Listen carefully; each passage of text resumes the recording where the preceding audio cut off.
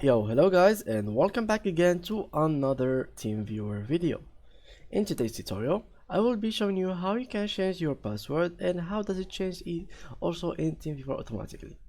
So first of all, I will assume that you have already installed TeamViewer on your phone or your PC and you have it open. So let's open it just like so.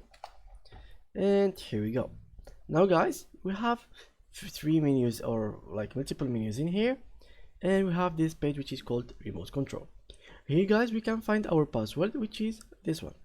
Of course this password will be changing each time you close the program or you restart your PC, or it depends. Sometimes it doesn't change, sometimes it will change. So let's try, for example, let's close the program and make sure it is closed from here as well, and let's try to open it again.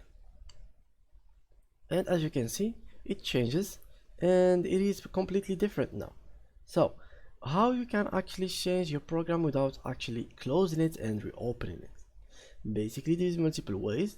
The most common way, which is clicking on this icon here, which is creating a new random password. So let's click on it, and here it is, another password.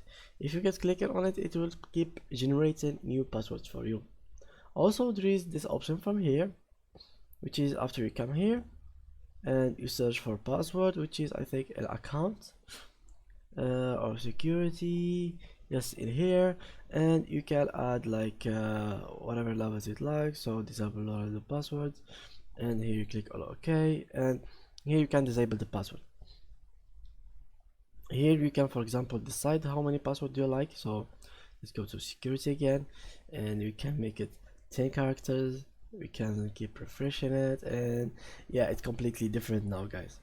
So yeah, once again, if you want to change your password, you can just click on this here, or you can from here go to settings, go to security, and from here you can give this give it like whatever characters you want and keep changing it.